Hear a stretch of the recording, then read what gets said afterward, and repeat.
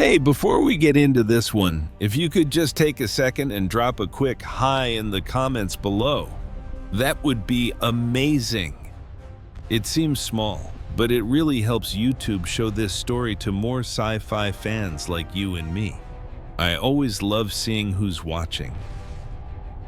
Richard Richmond pressed his back so hard against the cave wall, he could feel every sharp edge through his thin shirt. He held his breath, listening.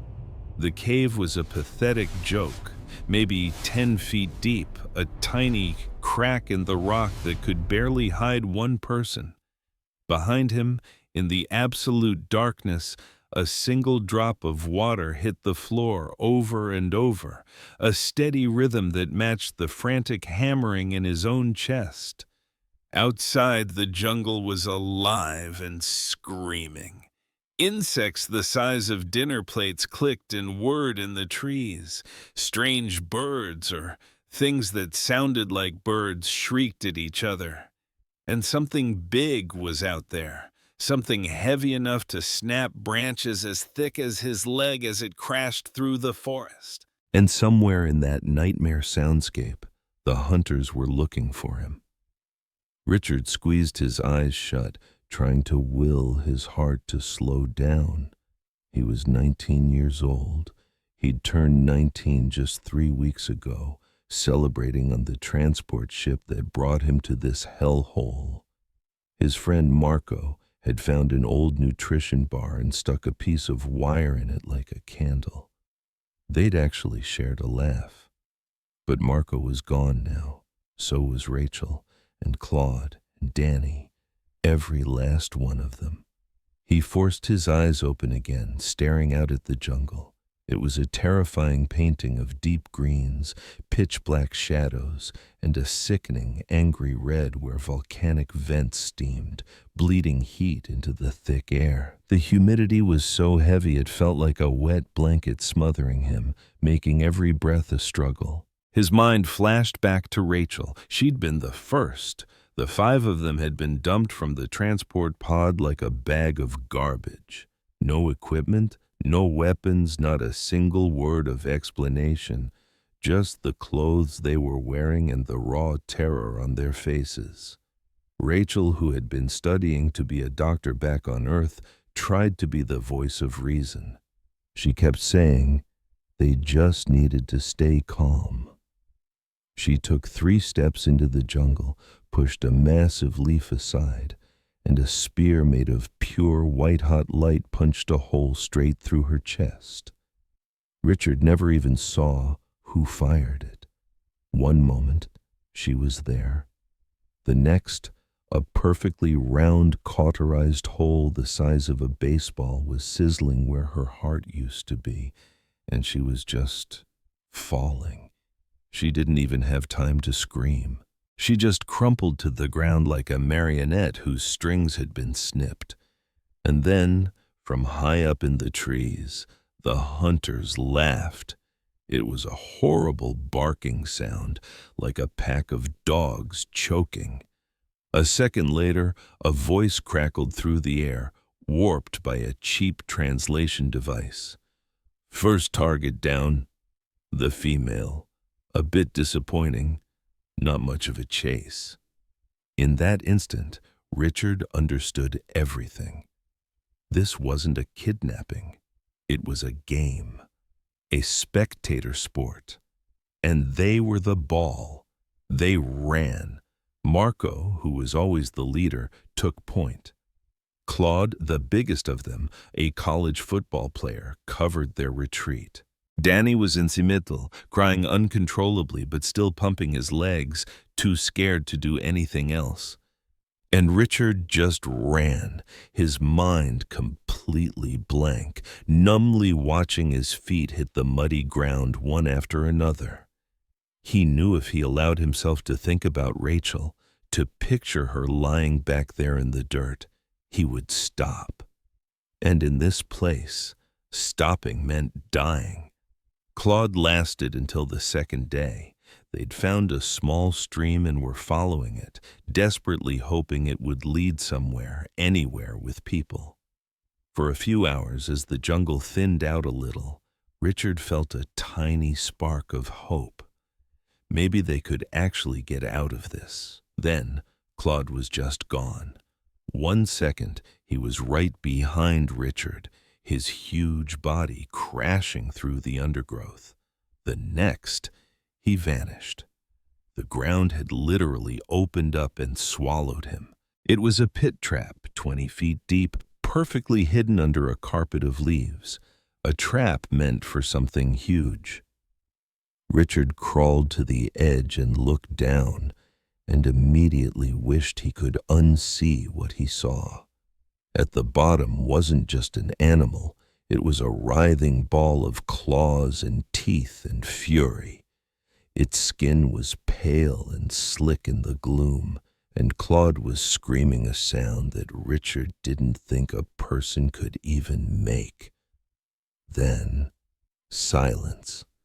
The hunters laughed again. One of them appeared on a branch overlooking the pit, casually filming the scene with a small floating camera drone. It was tall and skinny, with leathery grayish-brown skin and 4 long fingers on each hand. Its eyes glowed softly, reading their body heat. "The large one," the translator crackled. "Much better. That was a good struggle." They lost Marco and Danny on day 3. Marco insisted they had to fight back. He found a narrow canyon, and they spent hours setting up an ambush with rocks and a heavy log. It was a terrible plan, and Richard knew it, but doing something felt better than just waiting to be killed. The hunters walked into the trap without a hint of caution, as if they were amused. Of course they were. A net made of some kind of metallic mesh dropped from above, wrapping around Marco and Danny. The second it touched them, it constricted, pinning them to the ground, completely helpless. Richard was hiding behind a giant fallen tree, paralyzed with fear, as 4 of the hunters stepped out from the trees.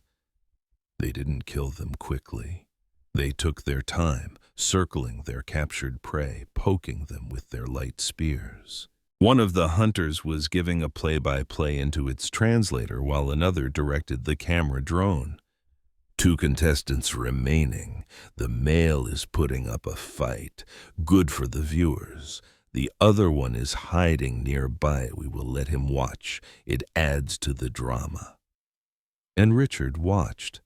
He watched them toy with his friends, his mind screaming at him to do something, to run out there and fight, to die with them.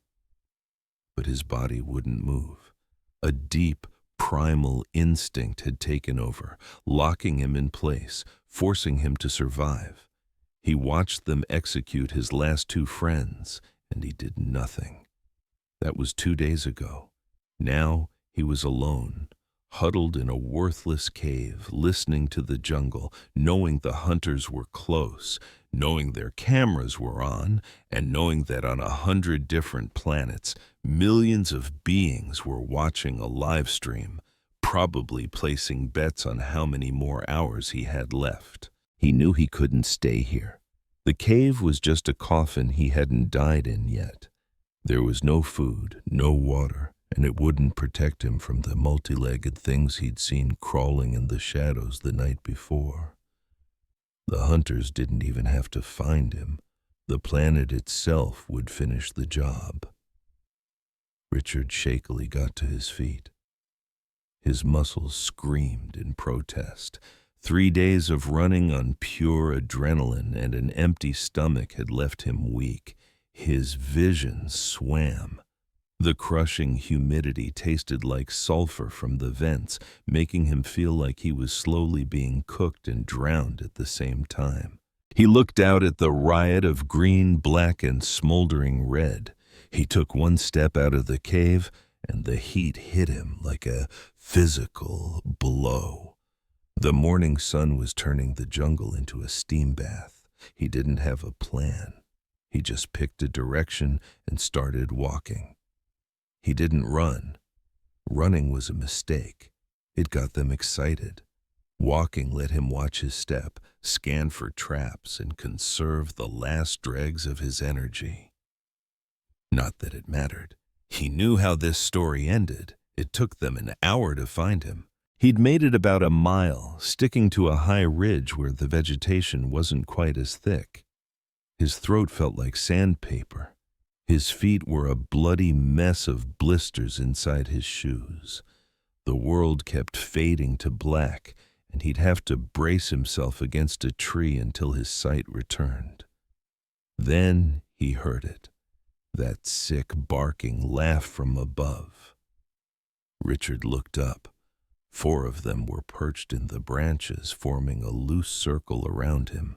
Their grayish-brown skin blended with the bark, but their glowing eyes gave them away, locked onto his heat signature. The little camera drone floated silently between them, its lens aimed right at his face. "The final contestant," the robotic voice announced. 4 days. An acceptable run, good entertainment value. The hunt is now concluded. In that moment, something inside Richard didn't just snap. It shattered into a million pieces. It wasn't courage. It was the last bit of denial, the final wall he'd built in his mind to protect himself. With that wall gone, he ran. Not towards anything, not to escape. He just ran because his body refused to let them have the satisfaction of a stationary target. He heard them following, moving through the trees with an easy, unhurried pace. This was the final chase, the climax of the show. This was what the audience paid to see. Richard burst through a curtain of vines, and his feet slid on loose rock, bringing him to a sudden, terrifying stop. He was standing on the edge of a massive cliff. What would you do if you watched your own son get murdered, live on an alien reality TV show? Would you scream? Would you break down? Or would you do what Samuel Richmond did? He sat perfectly still in a tiny cabin in the middle of the Alaskan wilderness and simply watched. If you want to know what happens when you push a quiet man too far, stick around for this story, because some fires, once you light them, can burn down the entire galaxy. On an old 20-inch screen, Samuel's son Richard was trapped at the edge of a cliff. 100-foot drop to jagged rocks, and a churning black river was behind him. In front of him, a group of tall, gray-skinned hunters fanned out, their light spears humming. They weren't even rushing. They were savoring it. A camera drone buzzed right in Richard's face, broadcasting his terror to billions of viewers. The lead hunter spoke, its voice a synthesized sneer. "Any final words, human? The audience loves a little drama." Richard's voice was just a whisper, but it carried a universe of defiance. "My father," he said, his chin held high. "My father will find you." The alien let out a barking laugh. "Your father is light years away, little human.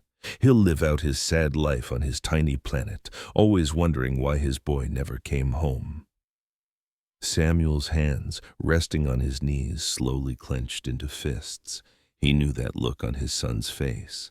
It was the same stubborn expression he'd had since he was a little boy who refused to admit defeat. The hunter raised its spear. There was a brilliant flash of white light, and Richard's body fell to the ground. The show wasn't over, though. For 3 more minutes, stats scrolled across the screen. Survival time, viewer engagement. The hunters gave a post-game interview laughing about the chase. Samuel watched every single second. He didn't make a sound. When the screen finally went dark, the only sound in the cabin was the steady, calm beat of his own heart. A strange quiet settled over him, and inside that quiet, something that had been asleep for 20 years began to wake up. He didn't just see a son he loved. He saw a lifetime of memories being erased for sport. He remembered Richard at 12 years old flying up to Alaska for the first summer after the divorce. They'd sit on the porch for hours, not needing to say much, just watching the sun dip below the mountains. He could almost smell the elk steaks his boy loved sizzling over a crackling fire while he told him stories about tracking bears through the deep woods. Richard was never much of a hunter, but he loved the wild. He loved the quiet. It was where they connected, father and son, away from the noise of the world. That quiet was gone now, replaced by the echo of his son's last words. "My father will find you." Staring at his own reflection in the dark window, Samuel saw a man he hadn't seen in a long time. The eyes looking back at him were flat, cold, and empty of everything but a single, burning purpose. He whispered to the reflection, a promise that crossed galaxies. "Yes," he said, "I will." That promise marked the beginning of a 1-year transformation. Samuel wasn't just a grieving father anymore, he was a mission. The leaked broadcast file became his Bible. He downloaded every frame, studying the alien landscape, the plants, the weather patterns. He learned the hunters were called the Verath, a species obsessed with the glory of the kill. The network that aired this horror show was run by slug-like creatures called the HFY, who had built an empire on suffering. They preyed on species like humans, species not yet protected by galactic treaties. Samuel memorized everything, their hunting schedules, their trafficking routes, their entire disgusting business model. He was no longer a hunting guide. He was a predator learning his new prey. Then came the physical work. Samuel was 46 years old, a former Army infantryman with a bad knee from a training accident 15 years ago. Guiding tourists kept him in shape but not combat ready. So he started running in the snow. He swam in frozen lakes. He pushed his body past the screaming protests of his knee, reminding himself that pain was just information. The old skills came back like a flood. How to move silently, how to build a trap, how to use a knife. He wasn't just getting stronger, he was becoming a weapon again. He sold it all. The cabin, the truck, the guiding business he'd spent 15 years building. His entire quiet life was converted into untraceable digital currency. With the money, he didn't buy guns or armor. He bought things that wouldn't raise suspicion. Advanced survival gear, compact tools, a medical kit, a water purifier. He bought the things that would keep him alive long enough to fulfill his promise. 11 months after he watched his son die, Samuel Richmond bought a one-way ticket to a grimy frontier colony called Kepler's Reach, a place people went when they wanted to disappear. For 2 weeks, he played the part of a broken old man at the end of the line. He found the right bars, the ones with cheap drinks and dangerous company. He sat alone, paid in cash, and made sure everyone saw him as a washed-up tourist with no one and nowhere to go.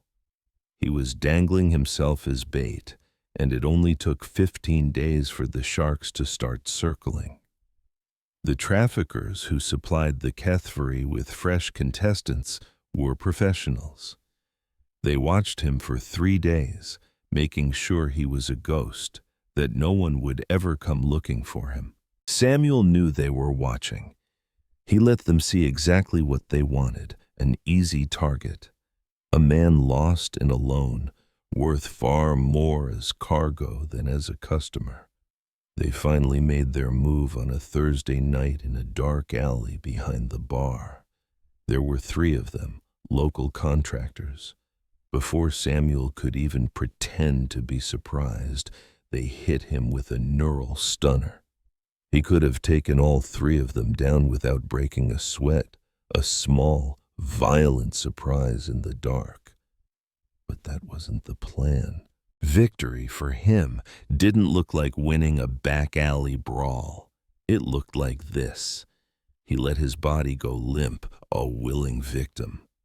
He let them drag him into the shadows, his mind perfectly clear and cold. This wasn't a capture. It was an infiltration. The hunters had taken his son. Now he was going to them. He was going to burn their whole world down from the inside out. He had made a promise after all, and Samuel Richmond always kept his promises. You had to give them credit. They were total pros. For 3 straight days, they were on him like a shadow, making sure he was genuinely alone, confirming no one would come looking if he just disappeared. Samuel knew they were there. In fact, he put on a little show just for them, playing the part of the perfect target, a man lost, a long way from home, and worth a whole lot more as captured goods than as a paying customer. They made their play on a Thursday night. 3 of them, all human, local thugs hired by the HFY. They tailed him from the bar into a pitch-black alley. Before he could even pretend to be surprised, the neural stunner hit him and his world went fuzzy. Samuel could have dropped all 3 of them without breaking a sweat. But he didn't. He let his body go limp, a dead weight as they hauled him off into the night. He let them shove him into the shipping container with 6 other souls.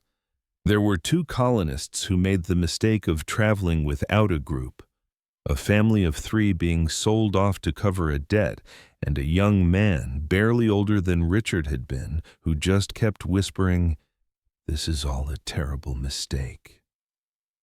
Samuel said nothing. The ship launched, slipping into that weird dead quiet of faster-than-light travel. In the pitch black, surrounded by the sounds of muffled sobs and desperate prayers, Samuel Richmond just closed his eyes and counted. It had been 14 months since he watched his own son die. It had been 2 weeks since he allowed himself to be captured.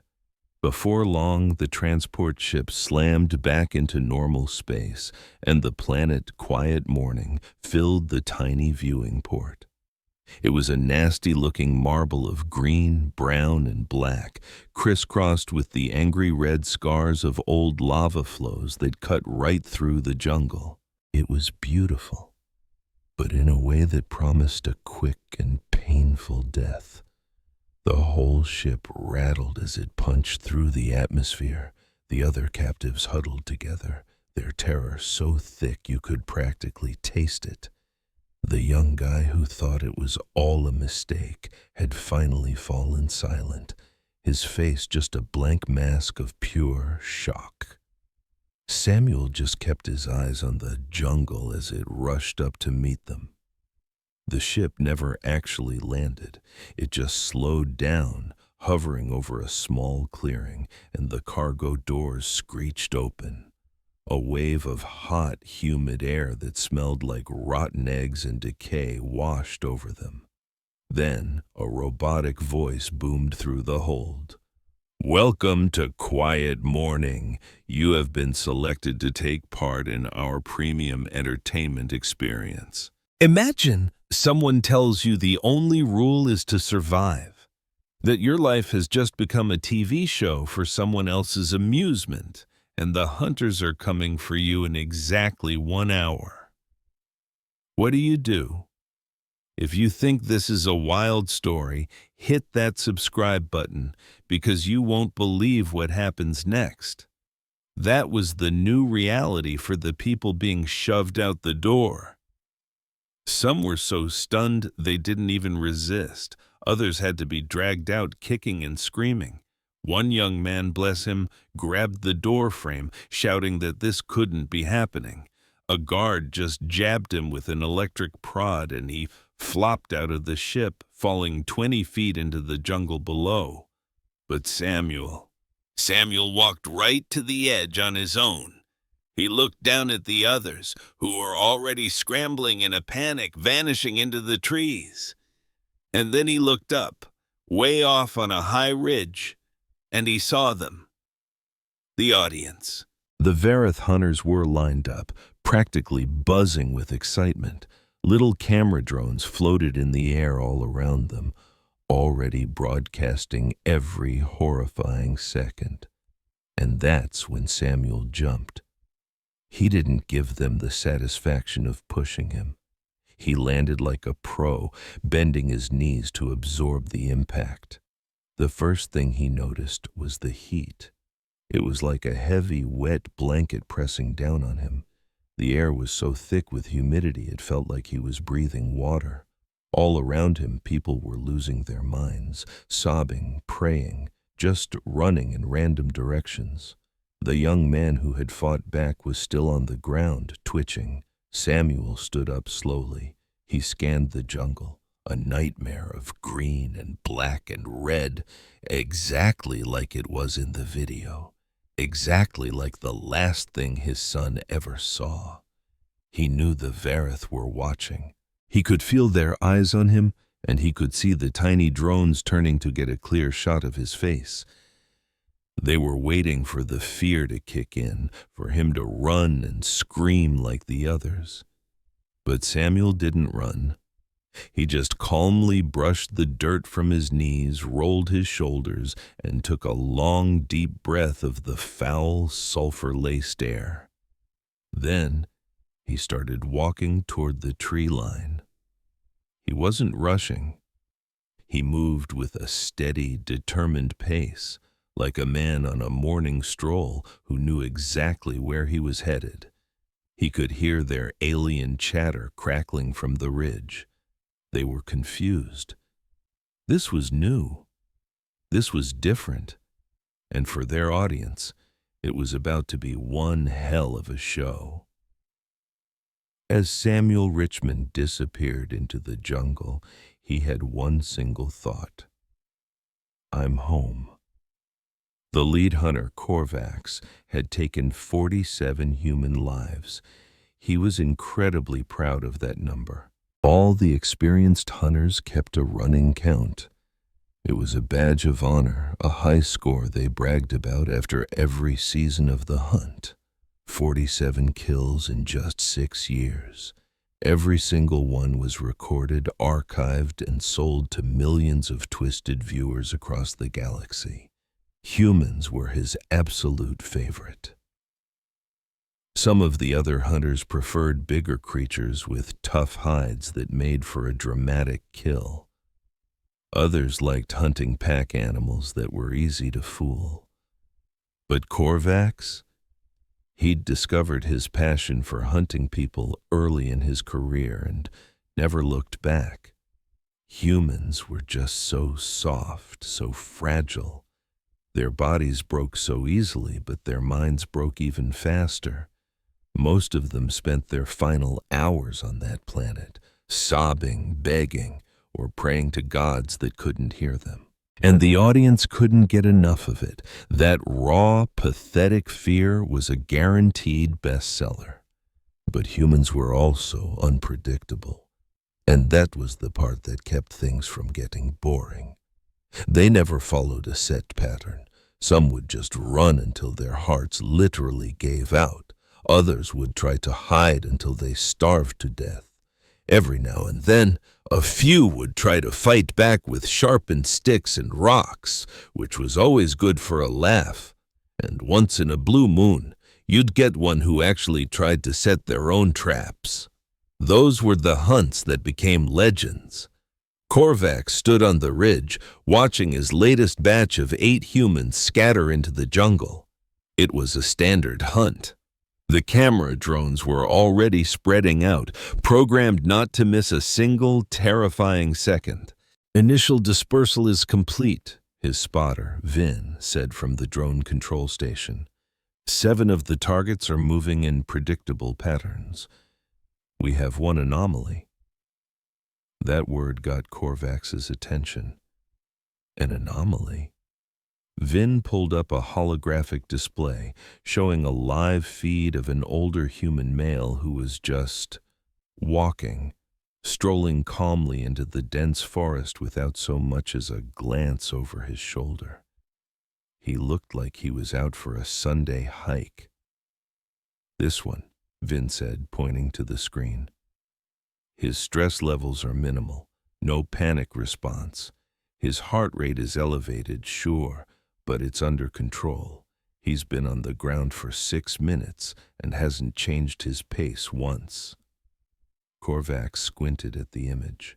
The man was definitely older than their typical targets, maybe in his mid-40s. He had a weathered face and hands that looked like they'd put in a lifetime of hard labor. The way he moved through the dense jungle, so smoothly and efficiently, just screamed experience. "What's his file say?" Korvax growled. Vin tapped on his data pad.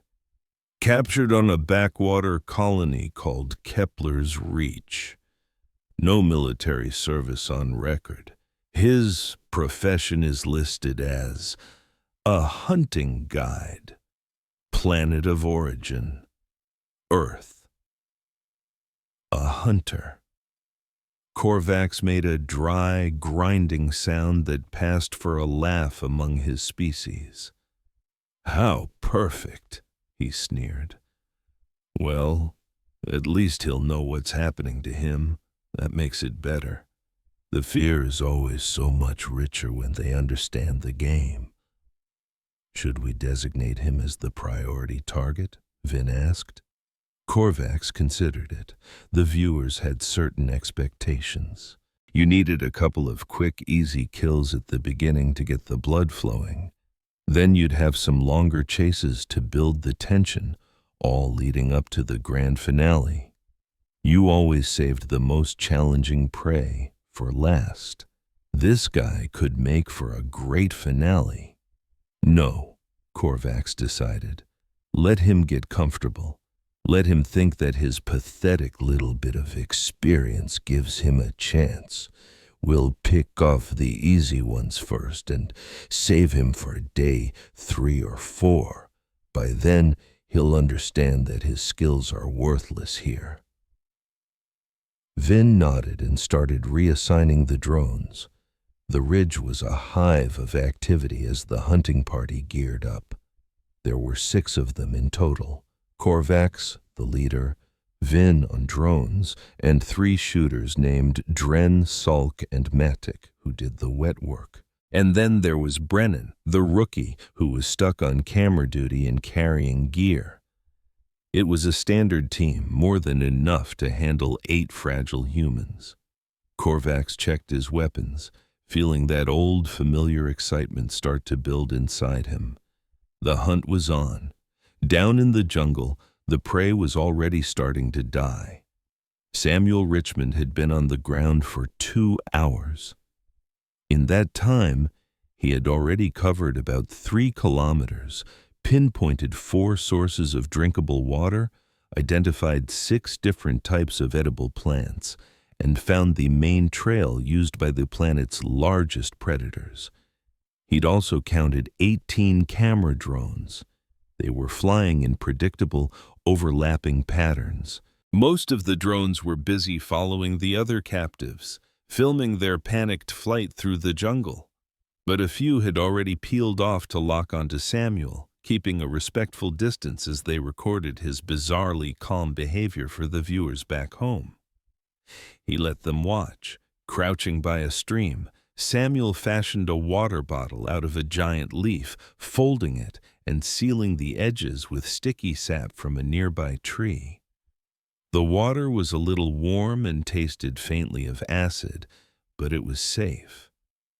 He knew he'd need a better source eventually, maybe from one of the volcanic springs he'd researched, but this would do for now. He was building a map in his mind. The jungle was thick, but it wasn't a maze. Animal trails served as natural highways through the worst of the undergrowth. The volcanic mountains to the north created different zones. Cooler areas near the thermal vents with their own unique plants, and dangerously hot patches where the ground itself could cook you alive.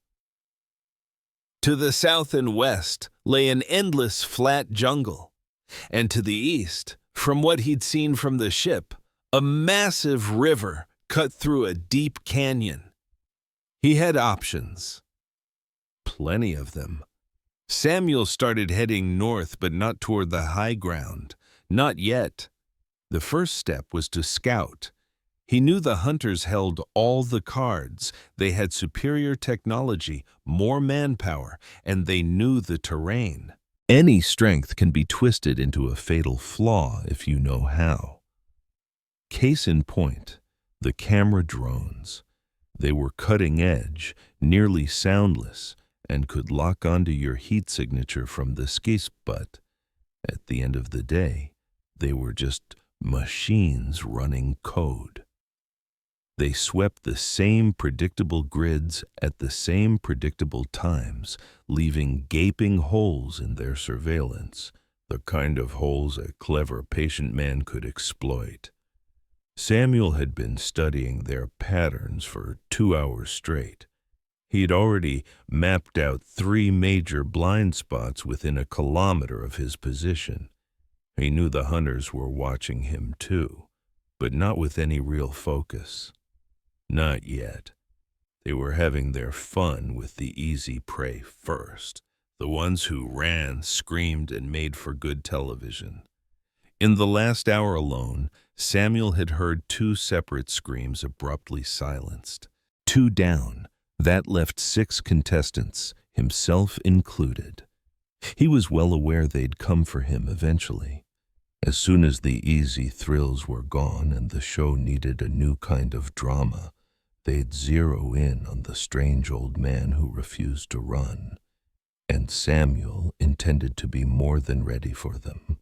An hour later, he found the perfect spot, a section of jungle where the canopy was so dense it swallowed the light, creating a tangled, dark labyrinth of shadows and vines.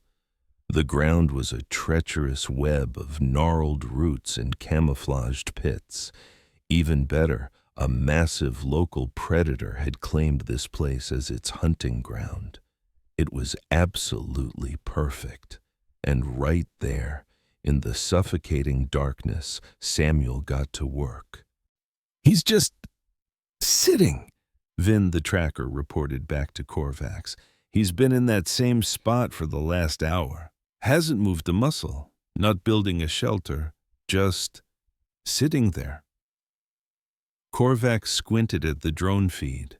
Even with thermal imaging, the old human was little more than a lukewarm blob in the undergrowth. "Maybe he's just given up?" Dren, one of the shooters, chimed in while polishing his rifle. "Some of them do that. They just go into shock and wait for the end." "His heart rate says otherwise," Vin shot back. "It's up, but it's steady. The man is alert. He's waiting." "Waiting for what?" Dren scoffed. Vin had no answer. Korvax just kept staring at the screen, a long, uneasy silence hanging in the air. They wrote him off as a statue, a human, so paralyzed by fear that he'd frozen solid in the jungle. An easy kill they could save for later. It was a mistake that was going to cost them everything. They had no idea this man wasn't the prey. He was the predator, letting his own game come to him. And they were the ones caught in his sights. If you think you know how this ends, you're wrong. Stick with me for the next 60 seconds, and I'll show you what true payback really looks like. With the old man ignored, they shifted their cameras to a fresh target. A kid named Eric Brandt, just 22 years old. He was an engineering student, snatched while on his way to visit his sister. 3 kilometers to the south, he was crying, stumbling his way through a swamp. Now that was the kind of footage their audience paid top dollar for. The lead hunter, Korvax, rallied his team and went down to start the show. "Wrong place, wrong time," was the only thing Eric could say over and over. He had practically stumbled right into Samuel near a geothermal vent, a spot where the warm earth could dry your clothes, and the thick stench of sulfur masked your scent from the hunters. The kid was an absolute mess, eyes wide with terror, desperate, and talking a mile a minute the moment he laid eyes on another person. "Oh, thank God," Eric choked out, grabbing Samuel's arm. "Thank God, I thought they got everyone. I thought I was the only one left. We have to work together. We have to find a way out of here. My sister, she's waiting for me. She doesn't even know this is happening." Samuel just stood there and listened, sizing up the kid's condition. He was dehydrated, exhausted, and had a deep, ugly gash on his forehead from a low-hanging vine. Eric's hands were shaking, and his eyes kept darting up to the trees, searching for the drones he knew were hovering somewhere above. He wasn't going to last another day out here on his own. "Please," Eric pleaded, his voice cracking with emotion. "You look like you know what you're doing. You're not panicking like the others were. Just help me. Please, just help me get out of this alive." Samuel looked at the boy and saw it all, the raw animal fear and the tiny flickering flame of hope. And in that instant, he wasn't looking at Eric anymore. He was seeing his own son, Richard. Richard, who must have felt this exact same terror, who must have been frantically looking for anyone, for any chance to escape this living nightmare. But nobody had been there to help Richard, and deep in Samuel's chest, a part of him that he thought had turned to solid rock began to splinter. "What's your name?" Samuel asked, his voice rough from disuse. "Eric Brandt." Samuel gave him a slow, measured nod. "All right, Eric, I need you to listen to me, and listen close. You're going to head east. In about 5 kilometers, you're going to find a river. Follow it downstream, but whatever you do, do not walk out on the open riverbanks. You stick to the tree line. The canyon walls in that area should help block the drone's line of sight."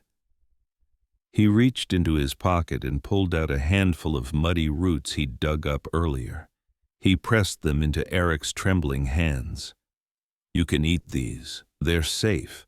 And don't drink any water unless it's flowing fast and is perfectly clear. When the sun is at its highest, you rest. You move at dawn and at dusk. It'll be harder for their heat sensors to get a lock on you then." Eric stared down at the roots like they were bars of solid gold. Are you coming with me?"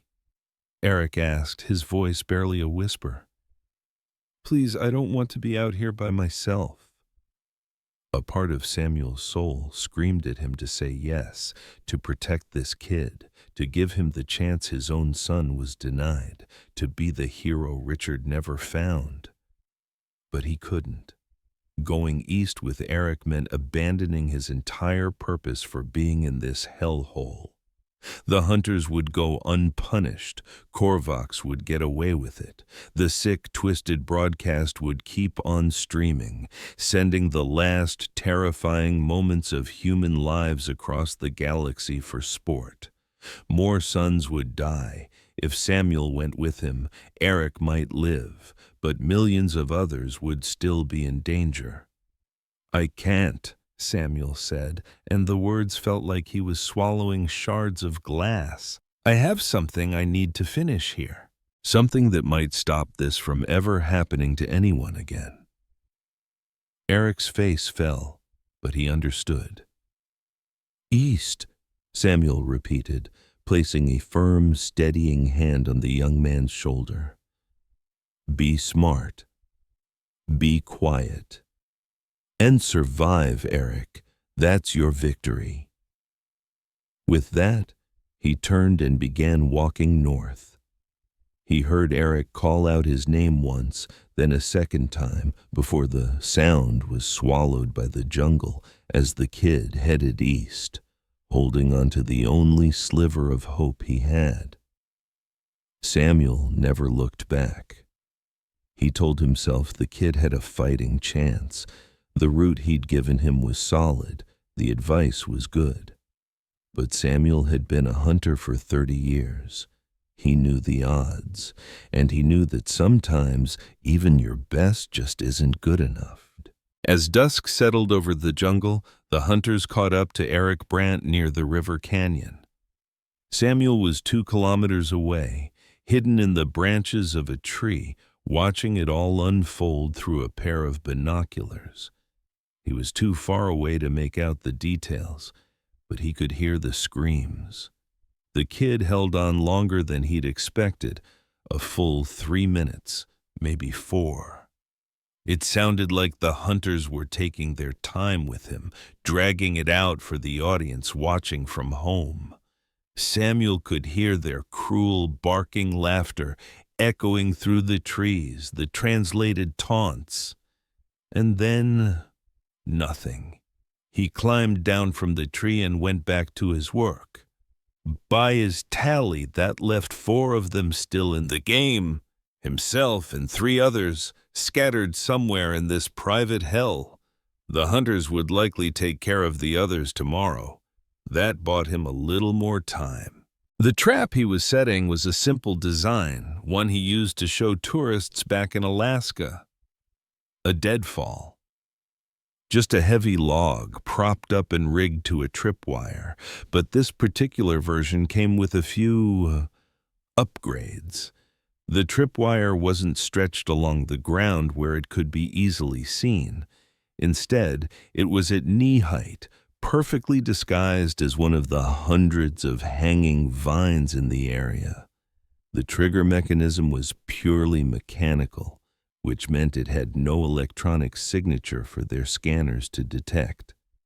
And he'd built it in a natural choke point between 2 enormous rock formations, the most logical path any tracker would use to follow his trail north. And the log itself wasn't just heavy.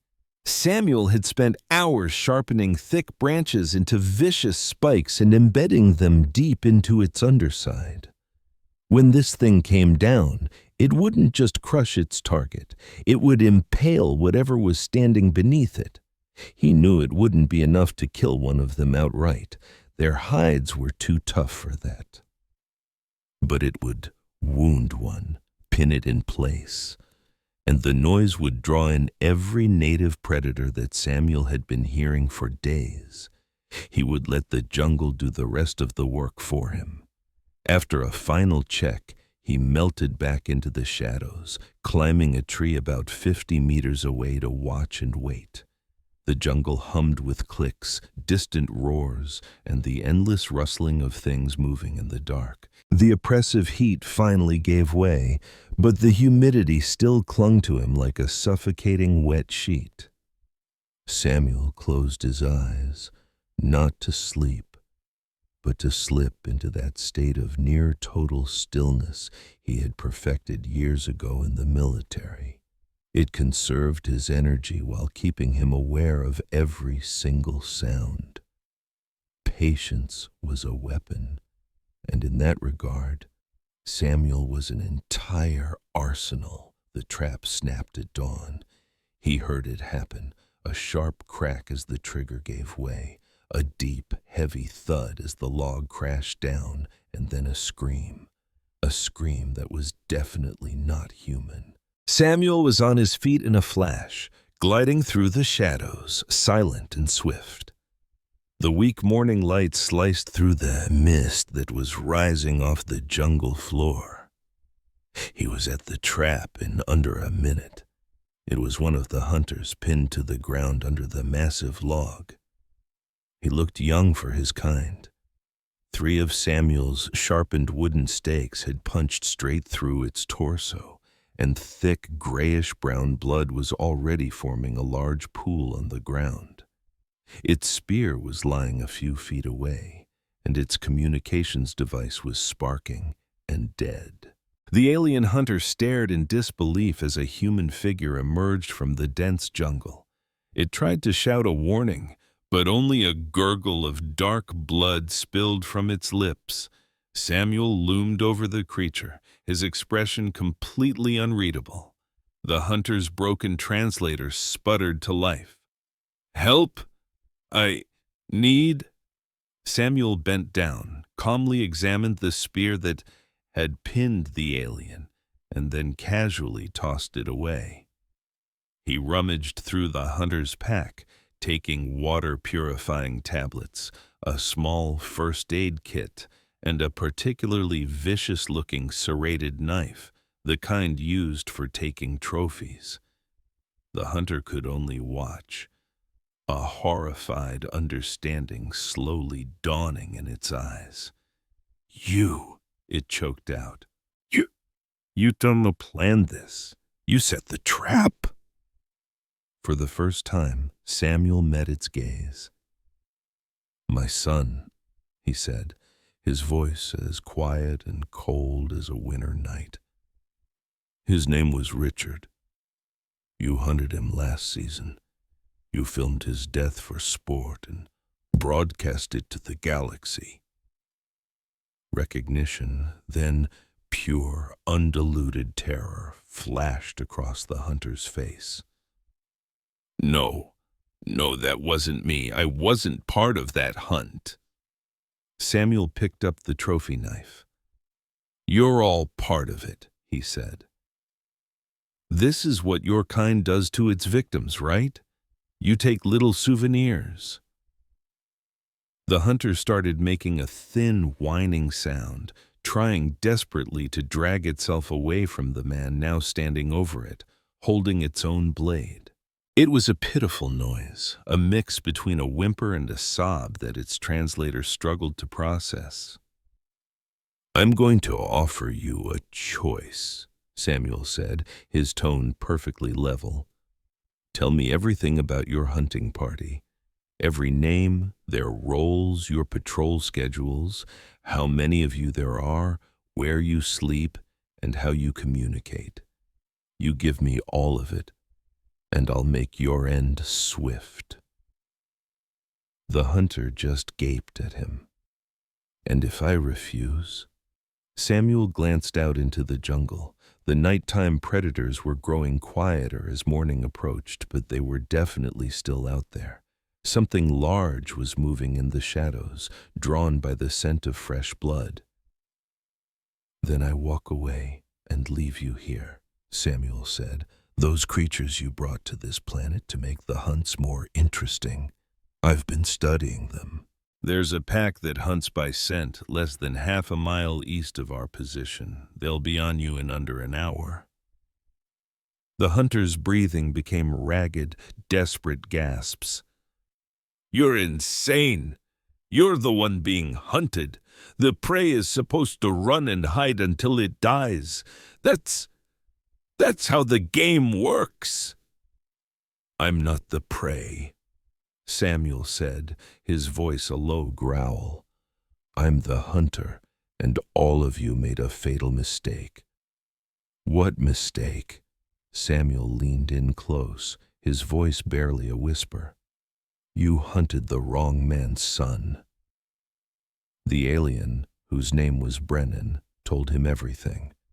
As the team's rookie, he was on his second season and was mainly in charge of filming their twisted documentaries, only occasionally getting to join a real kill.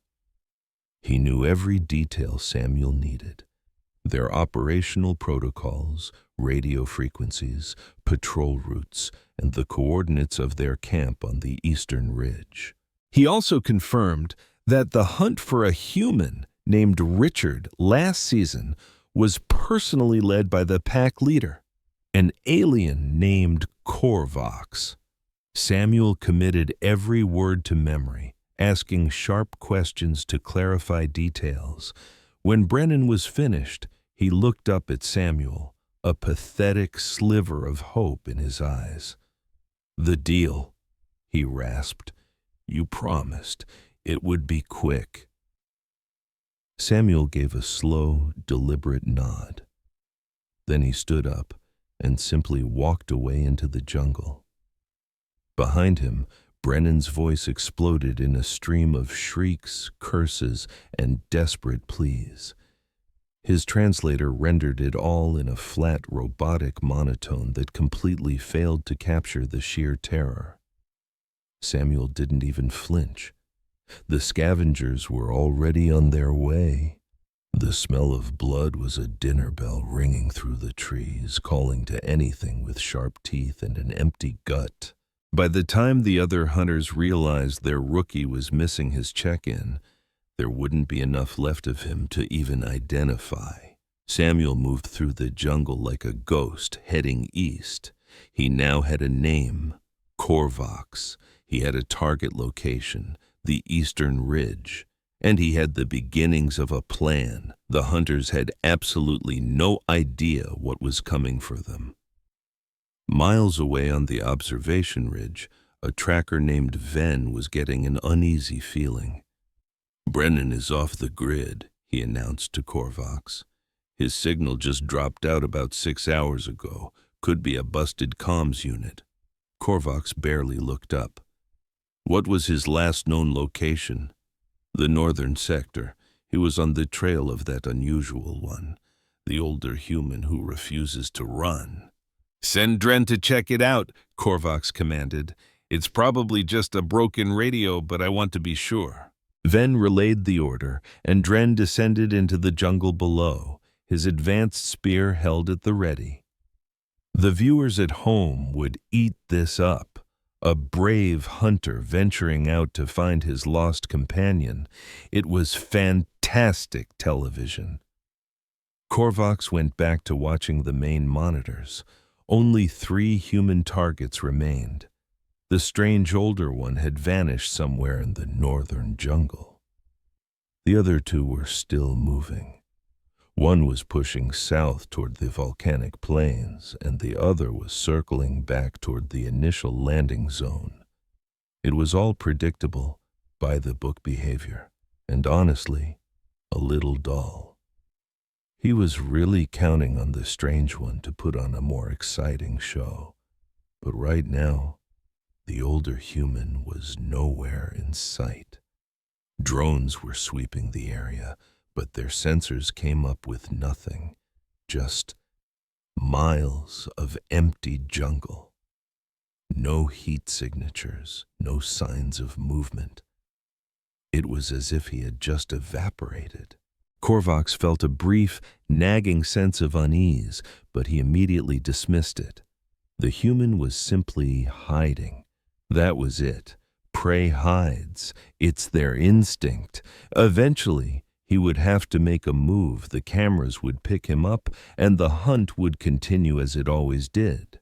There was nothing special about this human, nothing at all. Dren found the trap site an hour after sunrise. It was a tiny clearing, not even 30 feet wide, surrounded on 2 sides by sharp volcanic rock. Rays of morning sun cut through the canopy, illuminating a scene that made his blood run cold. The massive log from a deadfall trap lay on the ground, stained dark with dried blood. Alien blood. Dren recognized the color, the scent, and the way it soaked into the earth, turning the soil black. 3 sharpened wooden stakes jutted out from the bottom of the log. 2 were shattered at the base, but there was no corpse.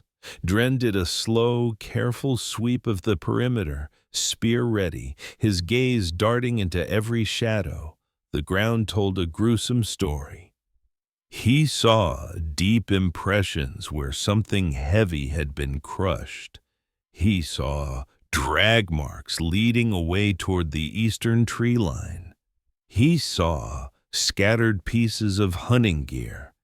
And he saw tracks. Not alien tracks, but the tracks of something else. A lot of something else's, converging on this spot from every direction. Scavengers. The jungle's cleanup crew, drawn by the irresistible promise of an easy meal. They had found Brennan long before he did. Dren activated his comms unit. "Pack leader, I'm at the location." Korvax's voice came back instantly. "Give me your report." It was a trap. A deadfall, rigged with stakes. Brennan must have triggered it. There's blood everywhere, but his body's gone. The scavengers took him. A long, heavy silence hung on the line. "A trap," Korvax finally said, his voice void of emotion. "Are you telling me Brennan fell for a trap?" "That's what it looks like." Brennan was a professional hunter. He knew this terrain inside and out. He would never stumble into some crude trap set by prey. Dren looked again at the sharpened stakes, the cleverly hidden tripwire, and the way the kill zone was perfectly positioned where a tracker would naturally walk. "This wasn't some sloppy trap built out of fear," he said slowly. "Whoever made this knew exactly what they were doing." Another pause, this one even longer than the last. "Return to base. Now we'll discuss this here." The channel went dead. Dren took one final look at the grisly scene, the blood, the drag marks, the stakes that had been carved with such patient, lethal intent. A deep chill settled in his bones. He turned and began the trek back to the ridge. He didn't get very far. Samuel had been shadowing Dren for the last 2 hours. It had been surprisingly easy. The alien hunter moved with an arrogant confidence, sticking to the main game trails and occasionally glancing at his scanner. He was skilled, a professional for sure, but he was looking for prey, for something scared, running, and trying to hide. He wasn't looking for another predator. Samuel kept a steady 50 yards between them, using the natural terrain as cover. The jungle was full of hiding places, fallen trees, rocky outcrops, and dense thickets that swallowed every sound. He moved only when Dren moved and froze when Dren froze, perfectly mirroring his rhythm. It was all about patience. The aliens had the technology. Sensors, scanners, and radios that could summon reinforcements in seconds. A direct assault was suicide. Samuel knew he had to get in close without being detected. He had to make his move before Dren even realized the game had changed. He just had to wait for the right opportunity. And then he saw it. Dren paused at the edge of a stream to check his scanner and get his bearings for the route back to camp. The stream was shallow but ran swiftly, fed by hot springs higher up the mountain. The constant rush of water would mask any slight sound he might make. The rocky banks limited the lines of sight, and Dren was forced to look down to navigate the slippery rocks. This was his chance. 30 yards, then 20, then 10. Dren was now ankle-deep in the current, picking his way across the slick stones, his attention divided between his footing and his scanner. 5 yards. Samuel drew the serrated knife he had claimed. Dren must have heard something at the very last second because he started to turn, his hand instinctively going for his spear. But it was far too late. Samuel struck from behind. He hooked one arm around the alien's neck, yanking it off balance, and drove the knife up under its jaw, finding the one spot where the thick hide was thinnest. The blade tore through flesh and sinew, severing something vital. A shower of grayish-brown blood sprayed across the nearby rocks. Dren tried to let out a scream, but all that came out was a sickening, wet gurgle. Samuel just held on, his grip tightening, feeling the alien's frantic struggles fade to twitches, and then nothing. It was over in maybe 3 seconds, 4 at the most. Silence. Samuel gently set the body down in the stream. The current immediately tugged at it, washing the dark blood away in long, swirling ribbons. He moved with cold efficiency, like a machine. He snatched the spear, the scanner, and the communicator, crushing the comms device under his heel. Then he dragged the corpse onto the bank and got down to business. The predators in this jungle had a very specific way of killing. Samuel had spent the last 2 days studying them, examining their kill sites, and learning their attack patterns. The claw marks were always at precise angles. The bites had a unique dental spacing. Any decent tracker could glance at a kill and name the beast that did it. So Samuel got ready to paint a masterpiece. Using his knife, he carved fresh wounds into the body, a perfect imitation of the local apex predator. He ripped the clothes in all the right places, scattered the gear to create the illusion of a desperate fight, and then dragged the body to a shallow ditch by the water. He left it just as the predator would leave its half-finished dinner. It was a bluff, sure. It wouldn't stand up to a real forensic team, but for a squad of arrogant hunters who wanted to believe they were still in control, it would be more than enough. Samuel rinsed the blade in the stream and melted back into the jungle. Hey, you watching? I'm dying to know what you think of this twist. Do me a favor and drop a comment below to let me know what's going through your head. Or even just to say hi. I'd seriously love to hear from you. Also, make sure you check out that pinned comment. Trust me, you're gonna want to see what's in there.